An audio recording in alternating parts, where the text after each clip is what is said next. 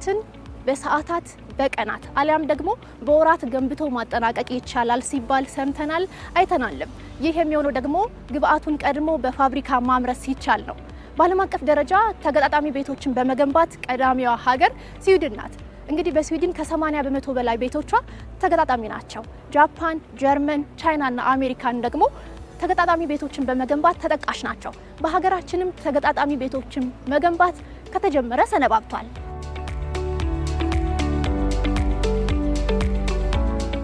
ሰላም ጤና ይስጥልን ተመልካቾቻችን፣ ከፋና ሚዲያ ኮርፖሬሽን ግንባታ ላይ ትኩረቱን የሚያደርገው ሳምንታዊ የውሃ ልክ መሰናዷችን ተጀምሯል። በዛሬው የውሃ ልክ መሰናዷችንም የተለያዩ ጉዳዮችን ይዘናል። ቀዳሚ መሰናዳችን እይታ ነው። በእይታ ተገጣጣሚ ቤቶች ላይ ትኩረታችን አድርገናል። በሀገራችን 1.5 ሚሊዮን ተገጣጣሚ ቤቶችን ለመገንባት ታቅዷል። G+3 በፋብሪካ የሚመረተው ቤት በአንድ ወር ጊዜ ውስጥ ከአንድ ወር ባነሰ ጊዜ ውስጥ ያልቃል። ፋብሪካ ይመረታል፣ ይገጣጠማል ማለት ነው። ከዚህ አንጻር በኢትዮጵያ ኮንስትራክሽን ስራዎች ኮርፖሬሽን የግንባታ ግብአት ማምረቻ ማዕከል ተገኝተን በፋብሪካ ቤትን ማምረት እንዴት ይቻላል ስንል ቆይታ እናደርጋለን። ፕሮግራሙን ስመኝ ስዩም እመራለሁ። ተመልካቾቻችን እስከ ፕሮግራሙ ፍጻሜ ድረስ አብራችሁ እንድትቆዩ እንጋብዛለን።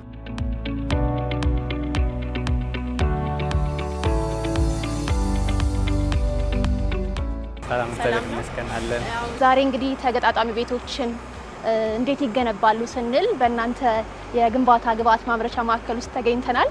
እስኪ ስሙን ያስተዋውቁልኝ። እሺ፣ ኢንጂነር ቢቂላ ነጋሽ እባላለሁ። እዚህ በግንባታ ግብአት ማምረቻ ማዕከል የኮንክሪትና የፕሪፋብ ፕሮዳክሽን ዲፓርትመንት ማናጀር ነኝ። እንኳን ወደ ማዕከላችን በሰላም መጣሽ። በመጀመሪያ እዚህ ማዕከላችን ውስጥ የተለያዩ የተገጣጣሚ ህንፃ አካላቶችን የምናመርትበት ማዕከላችን ነው። ስለዚህ እያንዳንዱን እዚህ የሚመረቱትን ምርቶች የሚሰሩትን ስራዎች አብረን እንጎበኛለን። ከዛ በፊት ግን የሴፍቲ ጥንቃቄ አንጸባራቂና ሄልሜት ማድረግ አለብሽ ወደ ውስጥ በመግባት መጀመሪያ ይሄንን አድርጊ።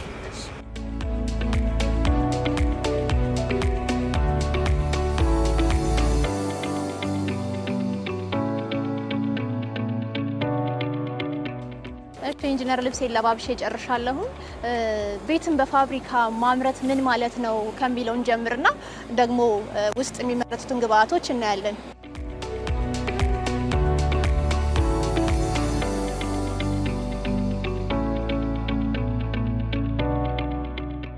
አሁን እየገባን ያለ ነው ወደ ተገጣጣሚ ህንፃ አካላት ማምረቻ ፋብሪካችን ነው። እዚህ ፋብሪካ ውስጥ የተለያዩ የህንፃ አካላቶችን እናመርታለን። ይሄ ደግሞ በተገጣጣሚ ቤቶችን ለማምረት የምንጠቀማቸው የህንፃ አካላት ናቸው። እዚህ ፋብሪካ ውስጥ የምርት ሂደታቸው ያልቅና ወደ ሳይት ከተወሰዱ በኋላ እዛ በመገጣጠም ነው ቤቶቹ የሚገነቡት ማለት ነው። በአጠቃላይ እንግዲህ እዚህ የምናመርታቸው የተለያዩ አይነት የህንፃ አካላቶች አሉ። ከመሰረቱ ጀምሮ ማለት ነው። መሰረቶችን፣ ወለሎችን፣ ግድግዳዎችን፣ በረንዳዎች ካንቲሊቨር ማለት ነው። እንደገና ኮለኖች፣ ቢሞች፣ ደረጃዎች ሁሉም ለአንድ ህንፃን ለመገንባት የሚያስፈልጉን የህንፃ አካላት እዚህ ፋብሪካ ውስጥ ነው የምናመርታቸው ማለት ነው።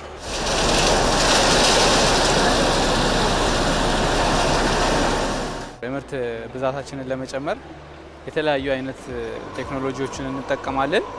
ከነሱ ውስጥ አንዱ የስቲም ኪውሪንግ የሚባለው ሲስተም ነው። እሱ ምንድነው?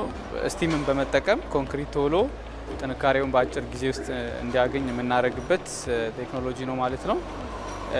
እዚህ ጋር በስቲም የምናመርታቸው ምርቶች አሉ። ወለል፣ በረንዳዎች፣ እነዚህን ምርቶች በስቲም ነው ጥንካሬውን ቶሎ አግኝቶ ሞልዶቹን በፍጥነት ለመጠቀም ማለት ነው።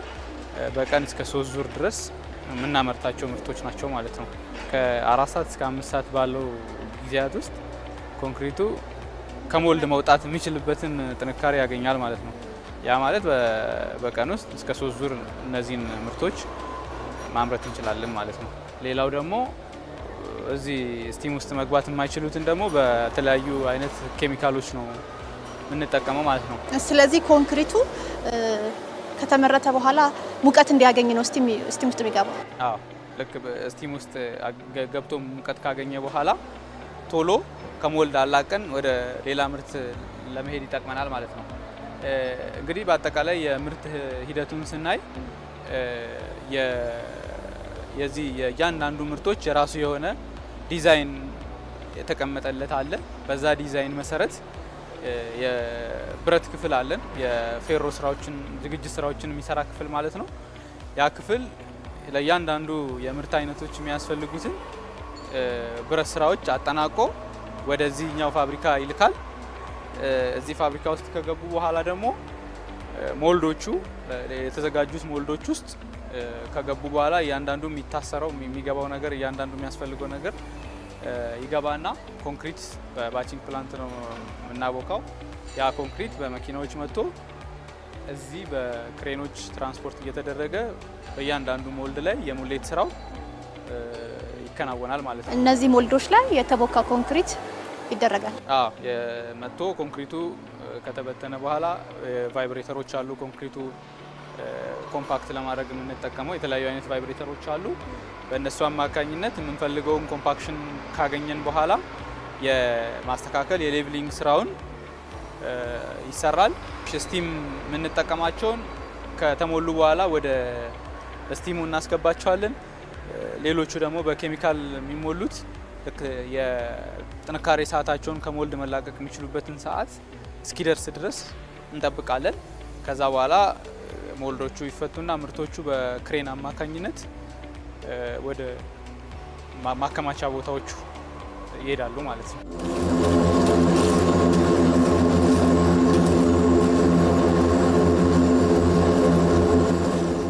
አሁን በዚህ በኩል የምናመርታቸው ምርቶች እነዚህ የግድግዳ የሚመረትባቸው ሞልዶች ናቸው። ወለሎች ደግሞ እዚህ ጋር አሉ። የተለያዩ በረንዳዎችን ለመስራት የምንጠቀማቸው የእሱ ሞልዶች ናቸው። እነዚህ አሁን ምንድን ናቸው? እነዚህ አሁን የወለል ምርቶችና የበረንዳ የምንጠቀማቸው ምርቶች የሚመረቱበት ሞልዶች ናቸው። አሁን እዚህ ጋር የምታዩ የብረት የተዘጋጀለት ለበረንዳ የምንጠቀመው ካንቲሊቨር የምንለው ምርታችን ነው። ይሄ አሁን ዝግጁ ነው።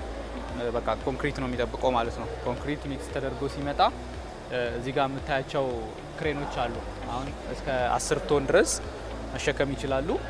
ምን ያደርጋሉ? የሚመጣው ኮንክሪት በዚህ በባኬቱ ላይ ከተጨመረ በኋላ በክሬኖቹ አማካኝነት መጥቶ እዚህ ጋር እንዲበተን ይደረጋል ማለት ነው። ከተበተነ በኋላ ቫይብሬተር ተደርጎበት ኮምፓክት ከሆነ በኋላ ሞልዱ አሁንም በክሬን አማካኝነት ተነስቶ ወደ ስቲም ቻምበሮች ይገባል። ሙቀት ወደሚያገኝበት ክፍል። ሙቀቱን አግኝቶ ሲጨርስ ደግሞ በተመሳሳይ በእነዚሁ ክሬን ተጠቅመን ወደ ውጪ እናወጣና ምርቱን እንፈታለን ማለት ነው። ከተፈታ በኋላ ትልቅ ክሬን አለ፣ እሱ ወደ ማከማቻ ክፍል ይወስዷል ማለት ነው ምርቶቹ።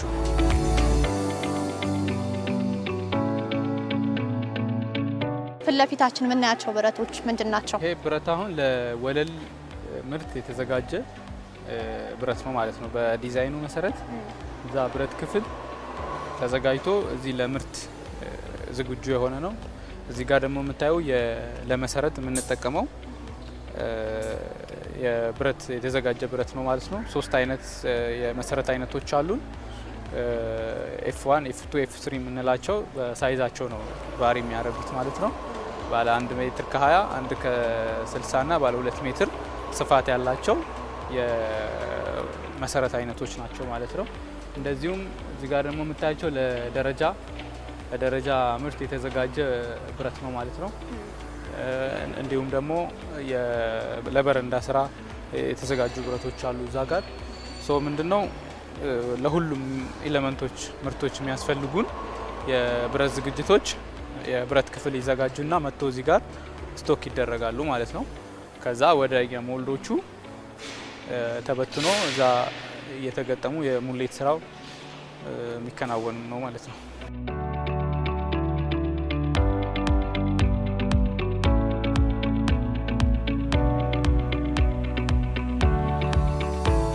እንግዲህ እዚህ ፊት ለፊት ላይ እንደምትመለከችው እነዚህ ለኮለን ምርት የሚጠቅሙን ሞልዶች ናቸው። ብረት ለምሳሌ እዚህ የኮለን የተዘጋጀ ብረት አለ። ኮለኖቹን በተለያየ ቁመት ነው የምንሞላቸው። አሁን ይሄ ረጅሙ 8 ሜትር ከ68 አካባቢ ነው። ያ ማለት ለ3 ፎቅ በአንዴ መስራት ይችላል። አንድ ኮለን ይሄኛው አሁን ካስት ሲደረግ ቁመቱ እስከ 8 ከ68 አካባቢ ነው። ያ ማለት ለ3 ፍሎር የሚሆነንን በአንዴ ካስት ማድረግ እንችላለን ማለት ነው። ምን ያህል ጊዜ ይወስድባቸዋል አንድ ምሰሶ ለመስራት? አሁን ይሄኛው ኮለን ለምሳሌ ያሉን ወደ 36 ምርት በቀን ውስጥ እናመርታለን። በዚህ የኮለኑን ቁመት ደግሞ እንደምንፈልገው እየቀነስን ለምሳሌ አሁን ተሞልቶ ያሉት ባለ አንድ ፎቅ ለአንድ ፎቅ የሚሆኑ 268 ሜትር የሚሆኑ እንደዛውም ደግሞ ለሁለት ፍሎር የሚሆኑ ደግሞ እስከዚህኛው ፓርት ድረስ ከሞላን ደግሞ 579 ያ ማለት ለሁለት ፎቅ እንደየ አስፈላጊነቱ አጀስት እየተደረጉ ሞሎቹ የኮለን ምርቶችን ማምረት እንችላለን ማለት ነው። ምን ያህል ጊዜ ሆኖናል እንደው ይሄንን ቴክኖሎጂ ወደ ሀገራችን አስገብተን መጠቀም ከጀመርን? እንግዲህ ይሄ የተገጣጣሚ ህንፃ አካላት ማምረቻ በሀገራችን ውስጥ ሲተከል በ1976 ዓመተ ምህረት ነው። የፋብሪካ ተከላው ስራው ተጀምሮ ከ2 ዓመት በኋላ በ1978 ነው ወደ ምርት የገባው ማለት ነው። በጣም ወደ 40 ዓመት ገደማ ሆኖታል። በዚህ ቴክኖሎጂ በጣም ብዙ ቤቶች ከዚህ በፊትም ተሰርቷል ማለት ነው። በአዲስ አበባም ከአዲስ አበባ ውጭ ባሉም ከተሞች ላይ ደብረ ዘይት፣ አዳማ ላይ እንደዚህ ብዙ ቤቶች ተገንብቶበታል። በቅርብ ጊዜያት ደግሞ በኮርፖሬሽናችን የተገነቡ ብዙ ቤቶች አሉ፣ የመኖሪያ ቤቶች ማለት ነው።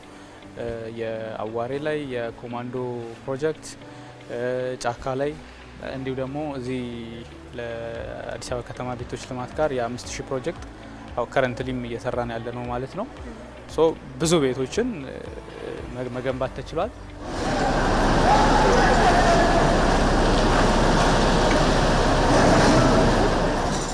አንድ ህንፃን በፋብሪካ ገንብቶ ለማጠናቀቅ ምን ያህል ጊዜ ይወስዳል? እዛስ መገጣጠሙ ላይ ተገጣጥሞ በምን ያህል ጊዜ ያልቃል? እስከ ጂ+ ስንት ሰርታችሁ ታውቃላችሁ በተገጣጣሚ ቤትን? እንግዲህ አሁን እኛ በምርት ደረጃ እዚህ አንድ G+4 ህንፃን በአማካኝ ወደ 500 ካሬ አካባቢ ላይ የሚያርፍ ህንፃን ምርቶችን ለG+4 የሚሆን ለማምረት እስከ 4 ቀን ነው የሚፈጅብን ማለት ነው። በቀን ውስጥ ወደ 129 የሚደርሱ ከተለያዩ አይነት ምርት በድምር ማለት ነው ማምረት እንችላለን። በዚህ በ4 ቀን ውስጥ አሁን ላልኩሽ ለG+4 ህንፃ በ4 ቀን ውስጥ ማምረት እንችላለን።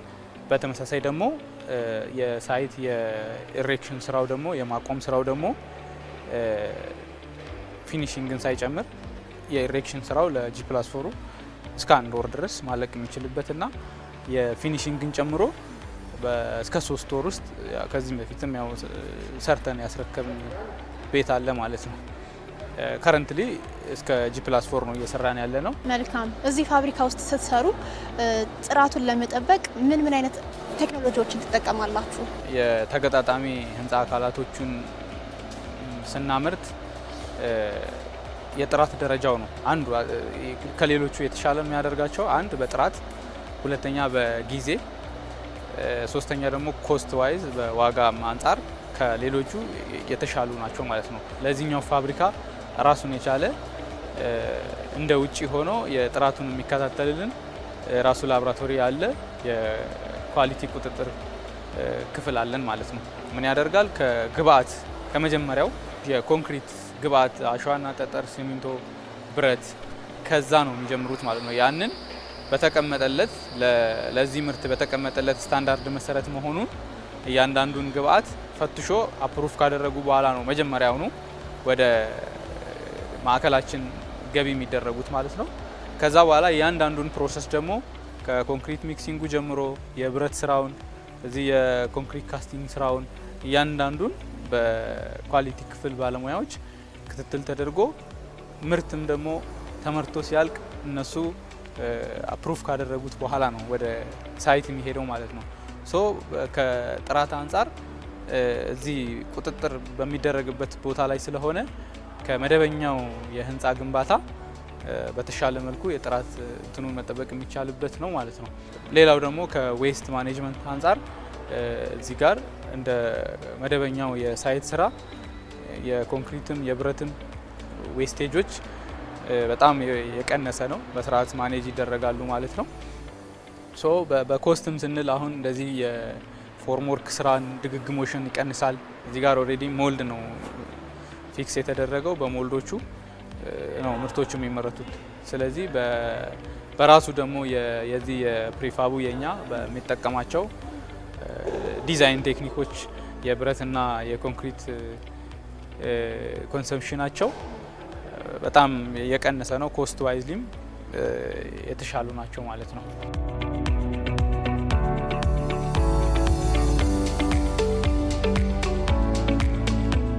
ግብአቶቹን እዚሁ አምጥታችሁ ስታመርቱ ከውጭ ነው የሚመጡት ወይስ ሀገር ውስጥ ናቸው?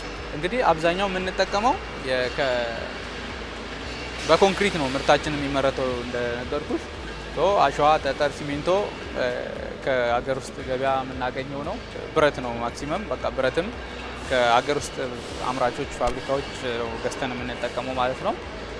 ብዙ ነገሩ ኢምፖርት የሚደረግ ነገር የለውም። እዚህ ፊት ለፊታችን የምናያቸው ሞልዶች ምን የሚሰራበት ነው? እነዚህ የመሰረት ኦር ፉቲንግ የምንለው እኛ እሱ የሚመረትበት ነው ማለት ነው። 3 አይነት ፉቲንጎች አሉን። 1 ሜትር ከ20፣ 1 ከ60 እና ባለ 2 ሜትር እንደየዲዛይኑ እንደየኦርደሩኛ ሁሉንም አይነቶች አምርተን ዴሊቨር እናደርጋለን ማለት ነው።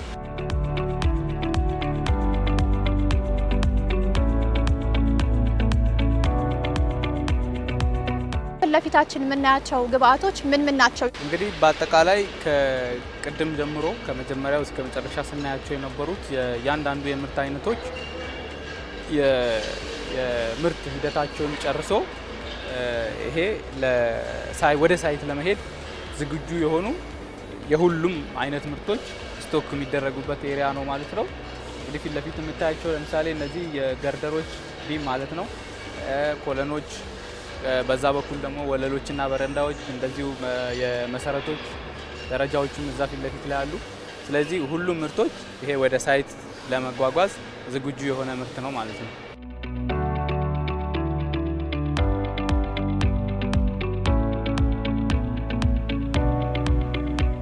ባለሙያዎቹ ውስጥ ከዚህ ቴክኖሎጂ ጋር ያላቸው ቅርበት ምን ይመስላል? ምን ያህል የሰው ኃይልን ትጠቀማላችሁ? ይሄ ቴክኖሎጂ ያው በሀገራችን ብቸኛው ነው። ያው ረጅም ጊዜ ቢሆንም ብዙም አልተተዋወቀም ማለት ነው። ከሰው ኃይል አጠቃቀም አንጻር ስናይ እንዳየናቸው አብዛኛዎቹ በማሽን ነው ስራዎቹ የሚሰሩት ማለት ነው። ይሄ የሰው ኃይል ጉልበትን የሚቀንስ ስራ ነው ማለት ነው። አሁን ከመጀመሪያው ከኮንክሪቱ ጀምሮ ሙሌት ስራ ላይ በተወሰነ የማሽን ኦፕሬተሮችና የተወሰነ የጉልበት ሰራተኛዎች እንደዚህ የሙሌት ስራ ላይ የሚሳተፉበት እዚህ የመጫን ስራ ላይ እንጂ እንደ መደበኛው የህንፃ ግንባታ ይሄ ብዛት ያለው የሰው ኃይል የሚጠቀም አይደለም። ብዙ ማሽኖች አሉ፣ ክሬኖች እንደዚህ ስላሉ በአጠቃላይ ከሰው ኃይል አጠቃቀም አንጻር የሰው ጉልበትን የሚቀንስ ቴክኖሎጂ ነው ማለት ነው። ይሄ ቴክኖሎጂ ቢለመድ ቢስፋፋ ለኮንስትራክሽኑ ዘርፍ ምን አዲስ ነገር ይዞ ይመጣል? ሞስ የቤት ችግር የብዙዎች ችግር ነውና ያንን እጥረት ለመቅረፍ ምን አበርክቶ አለው? ከመደበኛው የህንፃ ግንባታ በተሻለ መልኩ በአጭር ጊዜ ውስጥ በጥራት በዋጋ የተሻለ መሆኑን ያው ተረድተናል። ምንድነው ይሄ ቴክኖሎጂ በደንብ ቢደገፍና ተስፋፍቶ በደንብ ወደ ስራ ቢገባ በአጭር ጊዜ ውስጥ የበርካታ የመኖሪያ ቤቶችን ለመገንባት ይጠቅማል። አጠቃላይ ለሀገሪቱም ያለው የቤት እጥረትን ለመፍታት የራሱን አስተዋጽኦ ያደርጋል ብዬ አስባለሁ። በደንብ መበረታታት አለበት። በቀጣይ ምን አስባቸዋል የሚለው መጨረሻ እናድርገው። እንደ ሀገር የተያዘውን የመኖሪያ ቤት ግንባታ ላይ በዚህ ቴክኖሎጂ በመጠቀም የራሳችንን አስተዋጽኦ ለማድረግ እቅድ አለን ማለት ነው። አሁንም የጀመርናቸው ፕሮጀክቶች አሉ። ከአዲስ አበባ ከተማ መስተዳደር ጋር የምንገነባቸው ቤቶች አሉ። በአጠቃላይ ደግሞ ይህንንም ለማስፋፋት የማስፋፊያ ስራ እየሰራን ነው። እስከ G+9 እና እስከ 12 ድረስ ለመገንባት ማለት ነው ዝግጅት እያደረግን ያለ ነው ማለት ነው። አመሰግናለሁ ኢንጂነር ቢቂላ ሰፋ ያለ ጊዜ ወስደው ይህን የመሰለ መረጃ ስላካፈሉን እናመሰግናለን። መልካም ጊዜ ይሆንልዎት። እኛም እናመሰግናለን።